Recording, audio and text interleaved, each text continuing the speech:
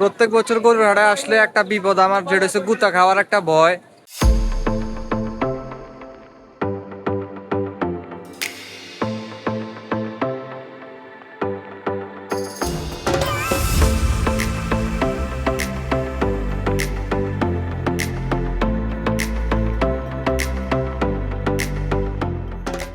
Hello everyone, কি অবস্থা সবার? এই মুহূর্তে আপনারা যে হাটটি দেখতে পাচ্ছেন এটি হচ্ছে ঢাকা নারায়ণগঞ্জের সবচেয়ে বড় এবং বিশাল গরুর হাটগুলোর মধ্যে একটি। প্রায় 10-15 দিন ধরে এই হাটটির নির্মাণ কাজ শুরু করা হয় এবং এখনো আপনারা দেখতে পাচ্ছেন যে কিছু কিছু জায়গায় এখনো কাজ চলতেছে, অথচ ঈদের বাকি রয়েছে আর মাত্র 2-3 দিন। বাংলাদেশের বিভিন্ন কোণা থেকে এই হাটের মধ্যে গরু আসে এবং আনুমানিক অন্তত 10-15 হাজার গরু এই হাটের মধ্যে রয়েছে।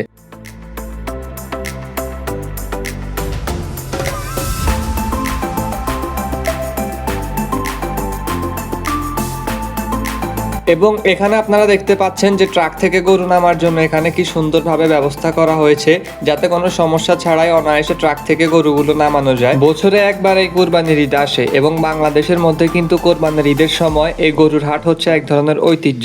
ছোটকাল থেকে আমরা এরকম গরুর হাটে যেতাম, অনেক আনন্দ করতাম এবং সেই ধারাবাহিকতায় কিন্তু এখনো আমরা গরুর হাটে যাই।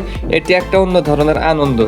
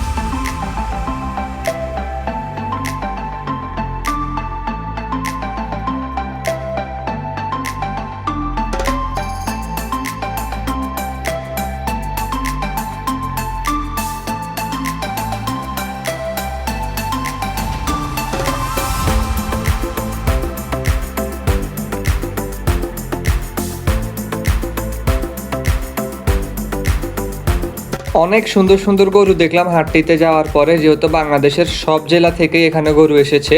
ছোট বড় ভিন্ন ভিন্ন রঙের সব ধরনের গরুই এখানে ছিল। গরুর হাটে গিয়ে দাম দর করে গরু কেনাটাও কিন্তু এক ধরনের শিল্প বা একটা সৌন্দর্য, আর সেটা দেখার জন্য বা উপভোগ করার জন্য কিন্তু অনেকে গরুর হাটে গিয়ে থাকেন।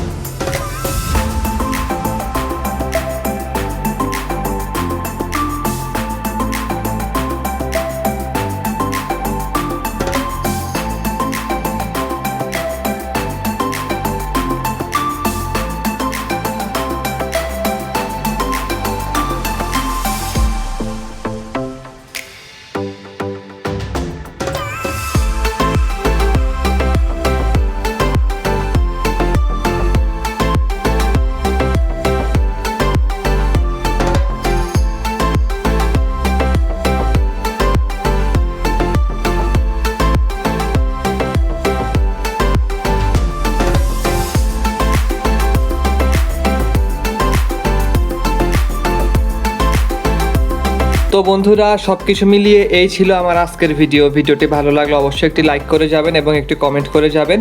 ইনশাআল্লাহ আপনাদের সাথে পরবর্তী ভিডিওতে দেখা হচ্ছে।